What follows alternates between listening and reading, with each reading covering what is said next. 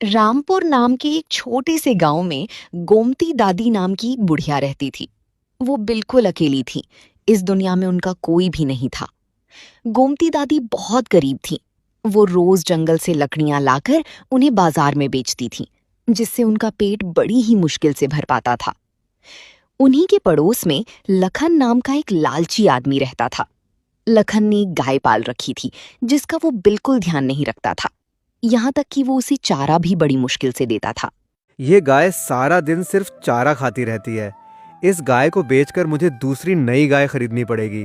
ये मेरे किसी काम की नहीं है। लखन गुस्से में उल्टा उस बेचारी बेजुबान गाय को मारता रहता था। गोमती दादी ये सब अपने घर के आंगन से देखती रहती थी। ऐसे निर्दयी आदमी को तो नर्क में भी जगह नहीं मिलेगी। बहुत पाप लगेगा इसे। देखो तो बेचारी बेजुबान गाय को दिन रात मारता ही रहता है। एक दिन की बात है। गोमती दादी लखन के घर के आगे से जा रही थीं। तभी उन्हें गाय के जोर जोर से रंभाने की आवाज सुनाई दी। वो सुनकर वहीं रुक गईं। लखन तो अपना पेट भरने और बाहर घूमने निकल गया है, लेकिन इस बेचारी गाय के ऊपर इसे जरा भी दया नहीं आती। कितनी जोर से रो रही है ये। गोमती दादी से रहा नहीं गया। वो चुपके से लखन के बाड़े में अंदर चली गईं और गाय को हरा चारा खिलाने लगीं। वो उसके सिर पर प्यार से, अरे रे मेरी लाडो, बहुत जोर से भूख लगी थी ना तुझे, ले पेट भर के हरा चारा खा ले।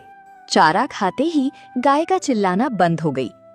तभी गोमती दादी को लखन के आने का डर सताने लगता है। मुझे यहाँ से जल्दी निकलना होगा। अगर लखन ने मुझे इसके साथ देख लिया ना, तो वो सोचेगा कि मैं उसकी गाय चुराने आई हूँ। इससे पहले कि वो दुष्ट आए, मैं यहाँ से चली जाती हूँ। गोमती दादी को ना चाहते हुए भी वहां से जाना पड़ता है। उस रात गोमती दादी बेचारी गाय के बारे में सोचकर बड़ी परेशान हो रही थी कि न जाने लखन ने उसे खाना दिया होगा या नहीं। फिर सोचते सोचते उन्हें नींद आ जाती। अगली सुबह जैसे ही भोर होती है, गोमती दादी सीधा लखन के पास जाती हैं। लखन, क्या तू मुझे अपनी ये गाय बेचेगा? लखन गाय को बेचने की बात सुनकर अंदर ही अंदर बहुत खुश होने लगता है, क्योंकि वो तो वैसे भी उसे बेचना चाहता था। ये बुढ़िया इस बूढ़ी और सूखी गाय का क्या करेगी? खैर मुझे क्या, मुझे अपनी गाय के बदले पैसे मिल रहे हैं तो सौदा बुरा नहीं है।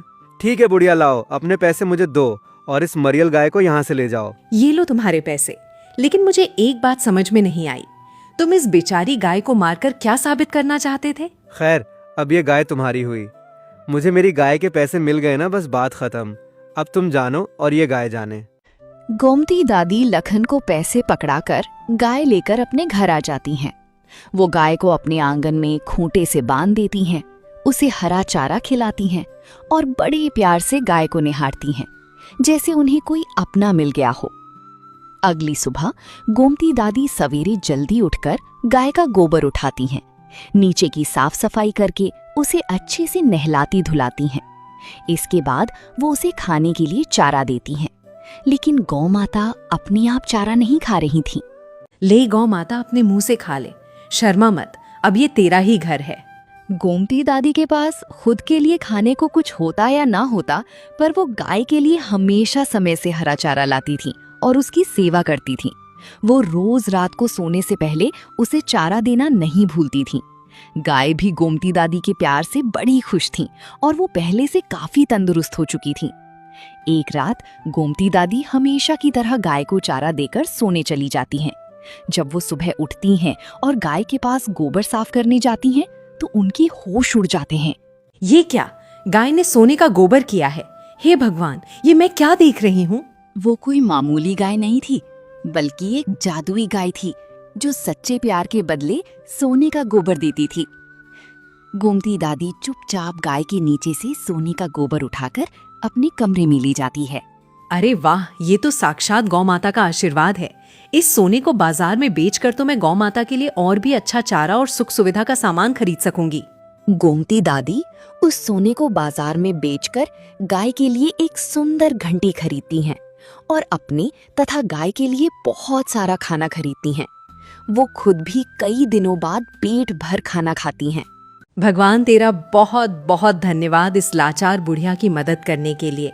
अब ये रोज का नियम बन गया था।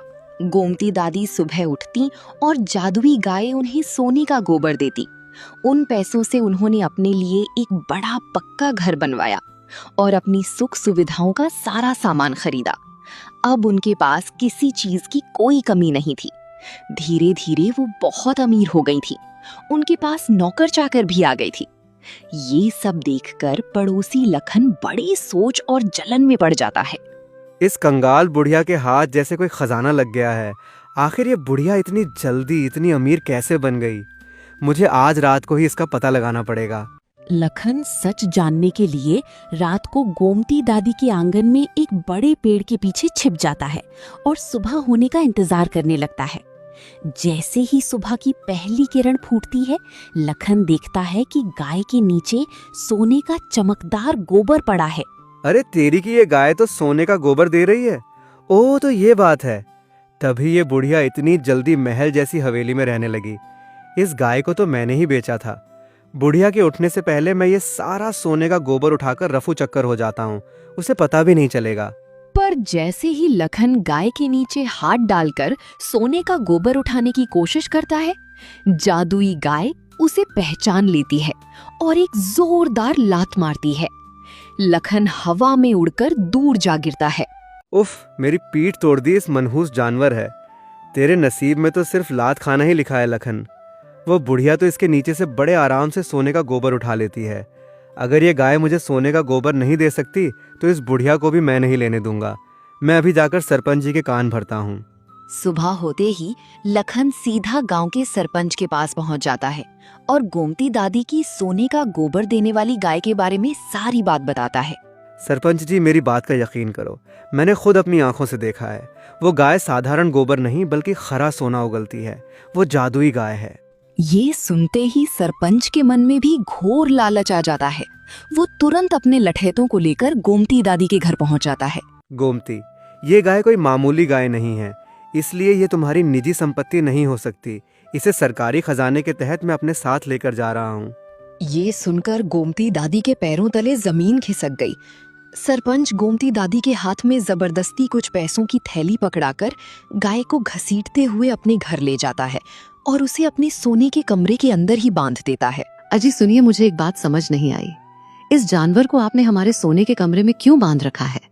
पूरा कमरा बदबू से भर जाएगा। भाग्यवान, जरा धीरज रख।